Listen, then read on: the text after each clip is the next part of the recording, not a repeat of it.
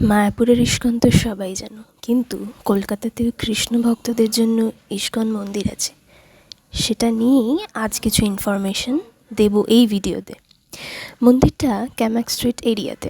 হাওড়া বা শিয়ালদা থেকে এলে বেল্লা প্ল্যানেটোরিয়াম স্টপেজে নামলেই হাঁটা পথের দূরত্ব মাত্র 9 থেকে 10 মিনিট।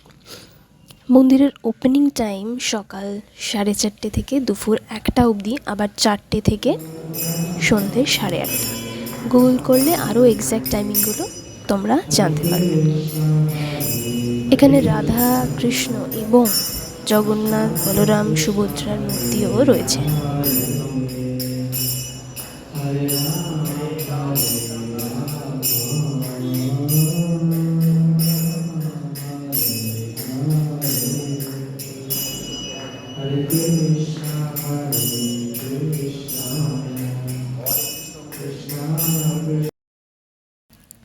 মন্দিরের পাশেই রয়েছে একটি দোকান, যেখানে ধূপ, চন্দন, পূজা সামগ্রী, গীতা, অনেক কিছু বই এবং কৃষ্ণ রাধাকৃষ্ণের কিছু পিকচার, এই সবই এখানে তোমরা পেয়ে যাবে।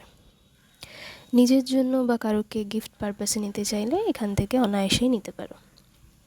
পাশে একটা ক্যাফে আছে, পুরো ভেজ, যেহেতু মন্দিরের মধ্যে।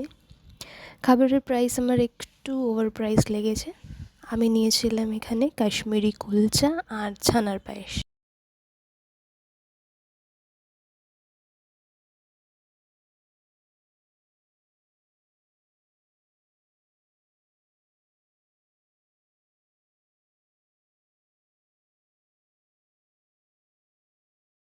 হরে কৃষ্ণ।